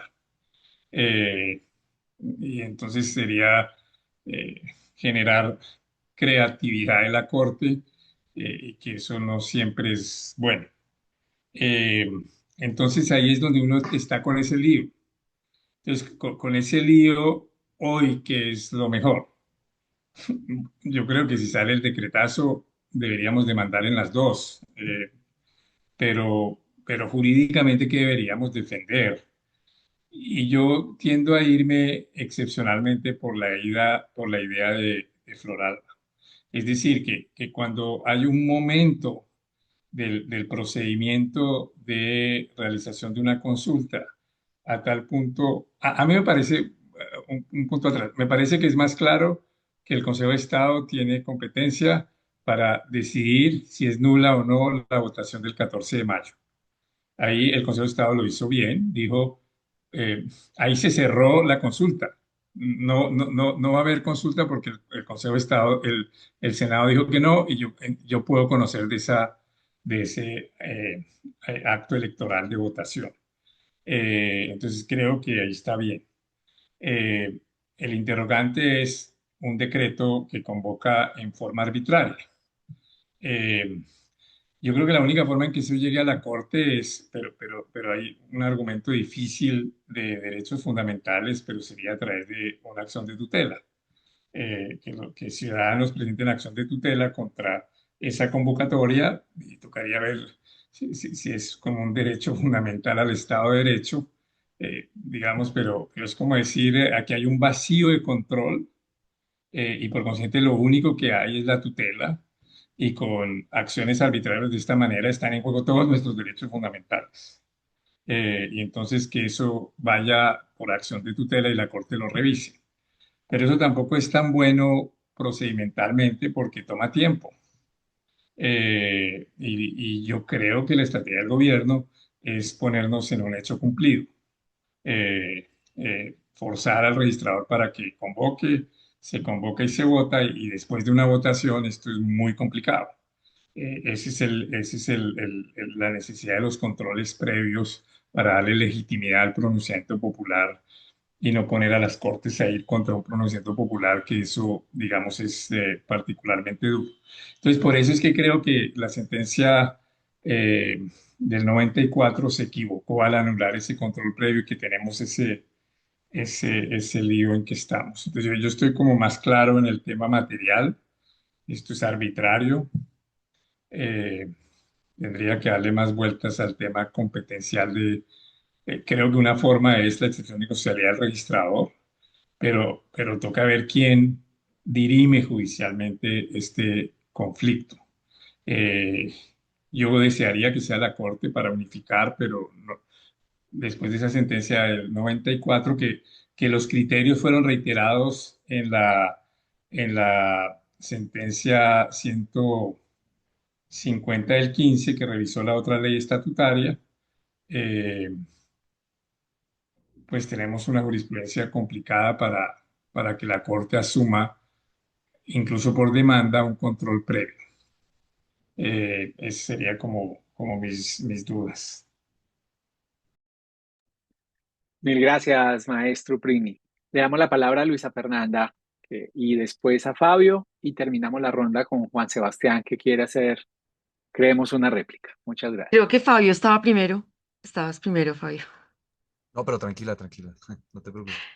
No, yo no me voy a alargar mucho. Yo quería simplemente reiterar un poco lo que se ha dicho, lo que dijo Rodrigo y tal vez Juan, y es que efectivamente yo sí creo que cuando el decreto desconoce la competencia del Senado, pues está sistemáticamente violando el artículo 241, numeral 3 de la Constitución, y por esa razón creería de manera reiterada que procedería a una demanda de inconstitucionalidad, en este caso por, digamos, por convocar una consulta popular violando vicios de forma y hasta de fondo, creería, porque en esencia pues se está desconociendo también no solamente el concepto previo del Senado, sino todo lo que implica la participación del Senado y todo lo que estructura la democracia em, representativa, ¿sí? O sea, es decir, el Senado, más allá, digamos, de dar un concepto favorable y de ser un escenario de deliberación, es un escenario de representación y por esa razón, digamos, legitima la consulta popular. O sea, es decir, por eso legitima el, el, el, el, el trámite previo para convocar a la consulta popular. Entonces, creería que sin que la Corte haga unas interpretaciones muy profundas desde la perspectiva, digamos, del artículo 104 y del artículo 100 241, yo sí pensaría que podría proceder una acción de inconstitucionalidad en la medida que si el presidente emitiera ese decreto, pues estaría desconociendo, pues no solamente la Constitución, sino todo el diseño institucional, además, ¿no? Porque pues finalmente está desconociendo la participación del Congreso, del Senado y pues como yo lo dije anteriormente, la separación de poderes. Entonces, en ese sentido, creería que la acción pública de inconstitucionalidad sería procedente y lo que decía Rodríguez hace un rato, creo que también la tutela podría ser un escenario tal vez posible en el contexto de una violación a derechos fundamentales también. Gracias. Muy bien, Fabio, te escuchamos. Bueno, lo primero iba a contestarle a Juan lo mismo que dijo el profesor Rodrigo sobre que en efecto sí en la sentencia del 94 había la Corte rechazado la posibilidad del control previo. Eh, lo segundo es que, en efecto, también, como lo decía Floralba, yo creo que para entender bien el mecanismo procesal adecuado, yo creo que toca entender la naturaleza conectada que tiene el decreto irregular de convocatoria del presidente con el acto electoral del Senado. Entonces, el acto electoral del Senado, como sabemos, y también ya lo han dicho, está en el Consejo de Estado. Si el Consejo de Estado, en definitiva, resuelve que la votación fue válida y que el acto es válido, el decreto del presidente, pues ahí termina siendo mucho, evidentemente, ilegal y casi que uno diría que la cosa juzgada de esa sentencia afectaría ese decreto, porque, o sea, si ese decreto dice el acto del Congreso de negar el aval fue válido, por lo tanto, el alcance de la cosa juzgada debería alcanzar este decreto. Esa sería una posibilidad.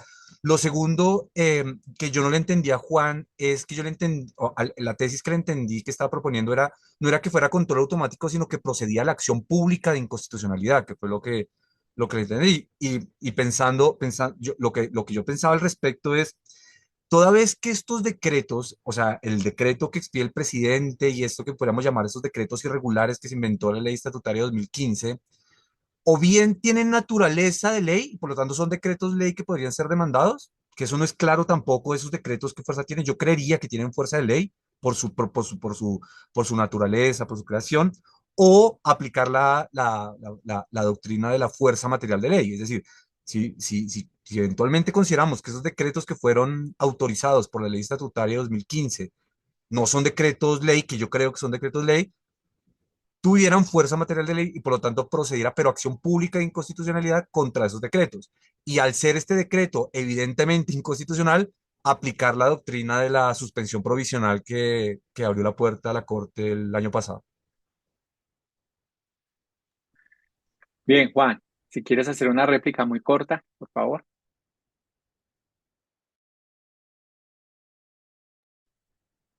Juan Sebastián. No se te oye, Juan. Juan, Sí, micrófono. gracias. Yo simplemente quería decir, mi tesis es que la acción pública procede para un control previo del decreto que convoca una consulta popular cuando no existe, o inclusive uno podría decir, para ser más preciso, cuando va en contra del concepto favorable del Senado. Entonces, y por qué? Entonces, aquí han invocado algunas sentencias. Entonces, las sentencias C-134, la sentencia C-180 del 94 que examinó la primera ley estatutaria. Y es cierto que allí se dice que no puede haber un control previo sobre el texto del decreto que convoca, pero sí sobre el procedimiento de la convocatoria. Entonces, ahí hay un punto que me parece que es relevante. Segundo, la acción pública no es tan reglada. O sea, la acción pública ha tenido unos desarrollos, o sea, muy experienciales, digamos. ¿Por qué? Porque, por ejemplo, el plebiscito está regulado en la misma parte que la consulta. No dice que sea por acción pública. ¿Cómo controló la Corte el plebiscito del 2016 por acción pública? Circunscrita a los cargos. Aparte de eso, sabemos que hay una cantidad de actos prima facie atípicos que la Corte ha controlado. Por ejemplo, decretos que aplican provisionalmente un tratado económico adoptado en un organismo internacional. Por ejemplo, decretos estatutarios, decretos con fuerza de ley expedidos no en virtud de una ley habilitante, sino de un acto legislativo, etcétera, etcétera. Hay mil casos así. Entonces, por acción pública. Y yo digo, previo, ni si yo digo que es un control previo, ni siquiera el caso de Angélica Lozano y Claudia López cabe, porque es que ahí no se violaron la separación de poderes y los frenos y los contrapesos. Aquí sí. Mil gracias, Juan. Existe un desafío enorme para todos nosotros.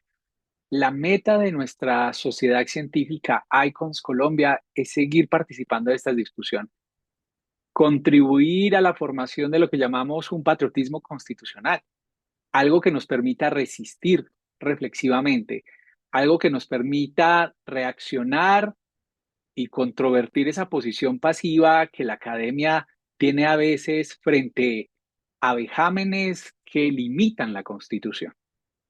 En este debate quedan muchísimas conclusiones. Por ejemplo, que tendrían que evaluar el desempeño del Congreso respecto a las irregularidades que comete y a la calidad deliberativa, pero también para exaltar que los actos del Congreso son válidos, para rechazar el comportamiento indebido por parte del presidente de la República, para repudiar el posible decreto que convocaría de forma ilegítima a una consulta popular. Pero también nos tiene que llevar a otra reflexión ética. No podemos combatir los males con deseos de conveniencia, tratando de reescribir el diseño constitucional, porque estaríamos combatiendo el mal con otro mal. Todos terminaríamos desconociendo el Estado de Derecho. Una breve reflexión para terminar este seminario. Creo, a nombre de nuestra asociación, que hemos cumplido el fin que buscábamos: generar ilustración, exponer los principales puntos de debate.